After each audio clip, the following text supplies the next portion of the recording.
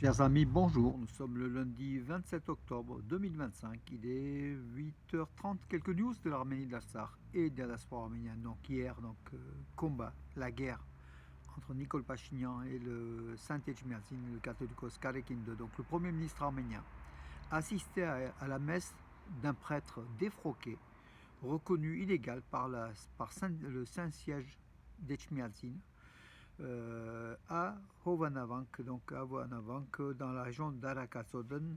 Voilà, Nicole Pachinian a assisté avec une foule importante, hein, sans doute des, comment des personnes du contrat civil de son parti politique venues ici en tant que supporters plus qu'en tant que fidèles.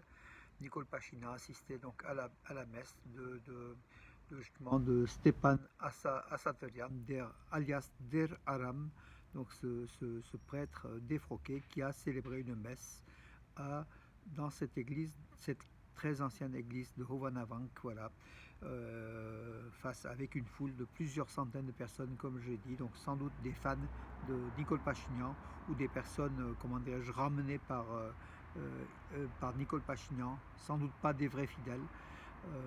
Voilà, tout ça dans sa guerre pour punir Saint-Etchmiadzin, donc dans sa mission d'attaque contre Saint-Etchmiadzin. Nicole Pachinian qui a affirmé que dimanche prochain, 2 novembre, il se rendra une nouvelle fois dans cette église de Hovanavank, voilà, pour assister à une prière. Donc voilà, en faisant cela avec une messe d'un prêtre défroqué, il veut dire aussi, il veut faire croire que Saint-Etchmiadzin, les prêtres de Saint-Etchmiadzin ne sont pas, comment dirais-je, ne sont pas dignes de faire leur messe, puisqu'en fait pour lui, un prêtre défroqué ou un prêtre reconnu par Saint-Etchmiadzin, c'est la même chose.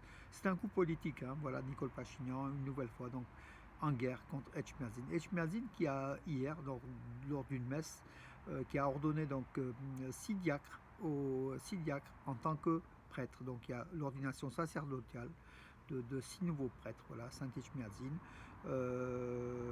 Voilà. C'était le primat de la région de Syunik, donc son éminence, l'évêque Makar Agopian, qui célébrait donc la messe. Le catholicos Karekendo était aussi présent, il est intervenu pour dire 2 mots à la fin. Voilà, donc il y a eu 6 nouveaux curés, donc 6 nouveaux prêtres donc ordonnés par l'église arménienne, donc de Saint-Etchmiadzin. C'est une réponse peut-être aussi à Nicole Pachinian, hein, donc de l'autre côté. Donc c'est la guerre, c'est la suite de la guerre malheureusement qui nuit à la nation arménienne, qui se reconnaît beaucoup dans son église depuis 1700, plus de 1700 ans. Trump a de nouveau, donc le président américain a de nouveau évoqué l'Arménie et l'Azerbaïdjan en affirmant que Poutine a déclaré que tout le monde avait essayé de parvenir à la paix entre l'Arménie et l'Azerbaïdjan, mais sans succès, et que lui seul, Donald Trump, y est parvenu. Voilà, donc c'est ce qu'il a dit dans son avion. Il se rendrait, je crois que c'est en Thaïlande, il se rendait, donc voilà, déclaration effectuée donc dans son avion. Je ne vais pas perdre mon temps. J'ai toujours eu d'excellentes relations avec Vladimir Poutine, mais c'est très décevant. Je pensais que cela arriverait bien avant que la paix ne soit établie au Moyen-Orient, déclaré Trump. Le président américain a ensuite rappelé le paraphe de l'accord de paix entre l'Arménie et l'Azerbaïdjan qu'il avait négocié donc à Washington le 8 août dernier. Il y a l'Azerbaïdjan et l'Arménie. C'était très difficile. Poutine m'en a parlé au téléphone. Il a dit « Oh mon Dieu, c'était choquant, car tout le monde essayait de faire, mais il n'y arrivait pas. J'y suis parvenu » à conclure fièrement Trump. Voilà encore une énième épisode feuilleton de cet homme de paix, donc le président américain Donald Trump, qui est fier d'avoir fait la paix entre l'Arménie et l'Azerbaïdjan, alors que la Russie n'y est pas arrivée depuis pratiquement 30 ans. Justement, le premier ministre, le vice-premier ministre russe, Alexei Overchuk, a affirmé que l'Azerbaïdjan confirme la possibilité de transit de marchandises russes via son territoire vers l'Arménie. Voilà, donc c'est ce qu'a rapporté l'agence de presse russe TASS. Donc les chemins de fer russes discutent actuellement avec leurs partenaires régionaux sur l'organisation du transit de marchandises russes via l'Azerbaïdjan vers l'Arménie. Voilà, donc une bonne chose en fait, hein. La partie azerbaïdjanaise a confirmé la possibilité d'utiliser le chemin de fer azerbaïdjanais pour transporter des produits russes via l'Azerbaïdjan vers l'Arménie. Nous enregistrons des progrès très intéressants à cet égard. Les chemins de fer russes, en collaboration avec leurs partenaires régionaux, s'emploient actuellement à résoudre des problèmes d'organisation de ces transports. Parallèlement, des instructions ont été données au ministère de l'Agriculture pour développer une nouvelle orientation logistique, a indiqué Andrei Overchuk, le premier vice-premier ministre russe. Voilà donc une bonne chose si elle se réalise pour l'Arménie à travers donc l'Azerbaïdjan. Le transport, peut-être ça coûtera moins cher par voie ferrée que les camions qui sont souvent bloqués dans un col difficilement franchissable de Overlars, du Haut-Lars, entre la Géorgie et la Russie. Donc par la voie de chemin de fer, peut-être ça ira plus vite. Voilà. En tout cas, les choses évoluent et avancent a priori, voilà, on peut le constater aussi. Hein. La deuxième session plénière de l'Assemblée parlementaire Euronest se tiendra à Yerevan du 28 au 30 octobre.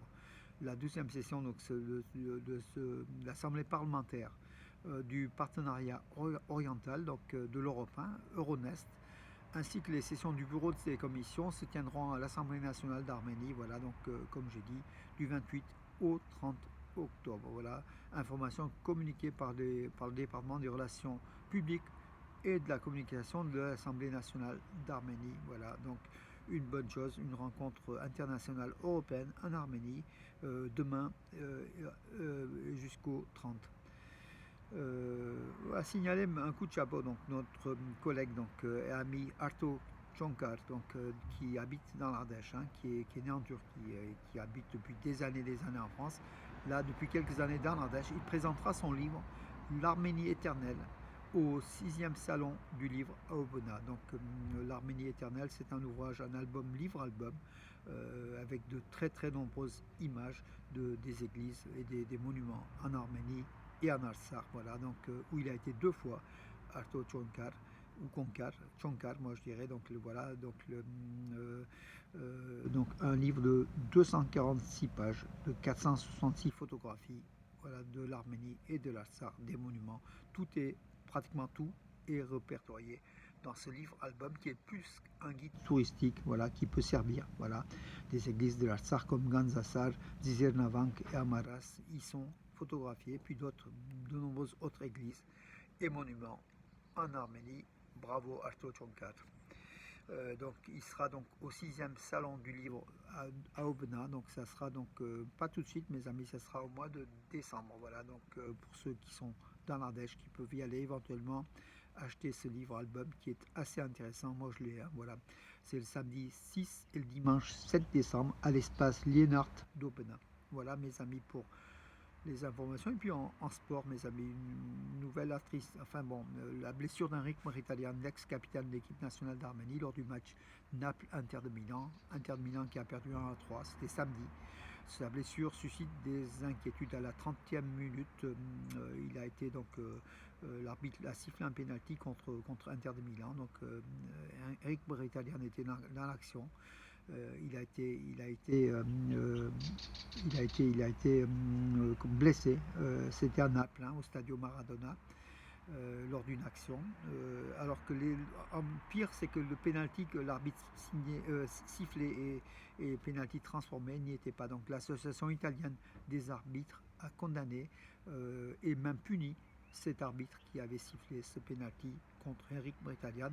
Donc on ne connaît pas la gravité de la blessure d'Henrik Mkhitaryan, en espérant qu'il revienne tôt, et surtout que l'Inter de Milan, qui souffre aussi de nombreux joueurs blessés qui sont dans les vestiaires, a besoin important d'Henrik Mkhitaryan, qui est un milieu de terrain indispensable au club milanais. Voilà mes amis les informations pour aujourd'hui. Je vais voir s'il y a d'autres informations qui sont tombées depuis tout à l'heure. Ben, écoutez, non, je vous donne rendez-vous à demain et je vous souhaite une bonne journée mes amis. Bonne journée.